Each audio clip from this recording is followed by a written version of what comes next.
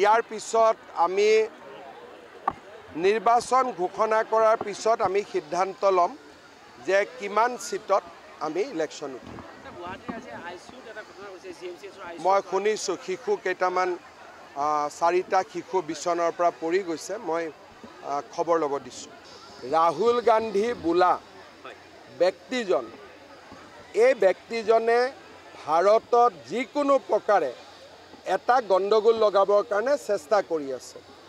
কেতিয়াবা জাতিৰ নামত, কেতিয়াবা ভোটৰ নামত। মানুহজনৰ মুখেদি কেতিয়াও পজিটিভ কথা শুনা নাপায়। আৰু সংসদত তেওঁলোকে পাকিস্তানক কেনেকৈ সমৰ্থন কৰিলে তাকো আপোনালোক সকলোৱে দেখিছে।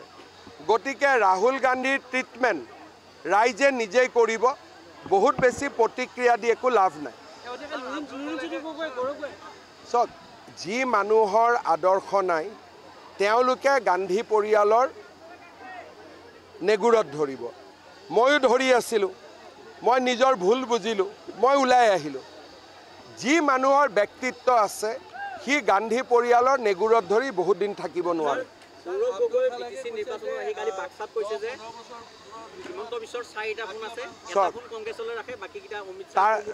তাৰ মানে কি? মোৰ এটা ফোন প্ৰমোদ বড়োৰ তাত যায়, এটা ফোন হাগ্ৰামা মহিলাৰ তাত যায়।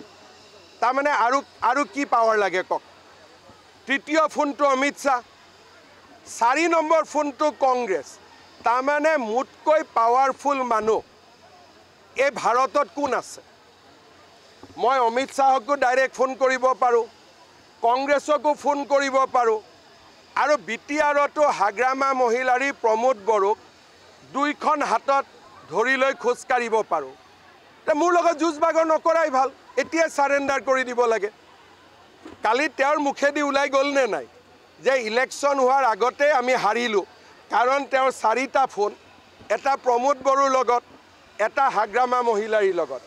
বিটিএডিত যদি প্ৰমোদ বড়োৰ লগতো কাৰোবাৰ ভাল থাকে, হাগ্ৰামা মহিলাৰীৰ লগতো ভাল থাকে, তাৰমানে অসম বিধানসভাত তেওঁ 15টা সিট পাবনে নাই? তাৰপিছত ইলেকশ্যন ক'ত থাকিব? অমিত শ্বাহৰ লগত যদি ফোন থাকে, তাৰমানে তেওঁ ভাৰতৰ 3য় 4ৰ্থ শক্তিশালী ব্যক্তি হ'ল নে নাই? আকৌ যদি কংগ্ৰেছৰ লগতো ফোন থাকে, অৱশ্যে আছে, মই মিছা নকওঁ, কংগ্ৰেছৰ লগত ডাইৰেক্টলি আছে। যদি কংগ্ৰেছৰ লগতো থাকে, তাৰপিছত এইবিলাক কষ্ট কৰি কিয় ঘূৰি ফুৰিব লাগে? তেওঁতো নিজেই ক'লে মই কিমান পাৱাৰফুল। ভৱিষ্যতলৈ কংগ্ৰেছ বিজেপিত অহাৰ সম্ভাৱনা আছে। কংগ্ৰেছ ক'ত থাকিব এইটো ইলেকশ্যনৰ পিছত? এইবিলাক মানুহৰ এতিয়া যি মানুহৰ বিশেষ ৰাজনীতিত বৰ্তমান গুৰুত্ব নাই তাৰ ওপৰত কথা সুধি লাভ নাই। যি মানুহৰ হাতত 4টা ফোন থাকে তাৰ লগত বেলেগে কথা কৈ লাভ আছে নেকি? হা, আপোনালোকে কওক, কিবা লাভ আছে নেকি কোনোবাই কথা কৈ? মোকতো অজেয় কৰি দিলে, অজেয়, অপৰাজেয়। আৰু ইমান মইতো বিজেপিৰ মানুহে ইমান মোৰ প্ৰশংসা নকৰে। আজিলৈকে বিজেপিৰ মানুহে মোক ইমান প্ৰশংসা কৰি পোৱা নাই। গতিকে তেওঁৰ মুখত যে মোৰ প্ৰশংসাখিনি ওলাল, মইতো ভাবোঁ ভগৱানে তেওঁৰ জিভাত দি দিছে। টিকট আমি যদি ইলেকশ্যন 25 তাৰিখে হয় ঘোষণা কৰে, 28ত দিম। যদি 21ত হয় 24ত দিম।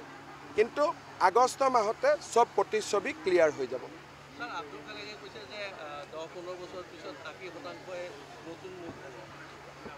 সেইটোতো ময়ো কৈছোঁ যে অসমত যি ধৰণে মিয়া মুছলমানৰ আগ্ৰাসী মনোভাৱ, 10-15 বছৰ পিছত অসমীয়া মানুহ জীয়াই থাকিব নোৱাৰিব।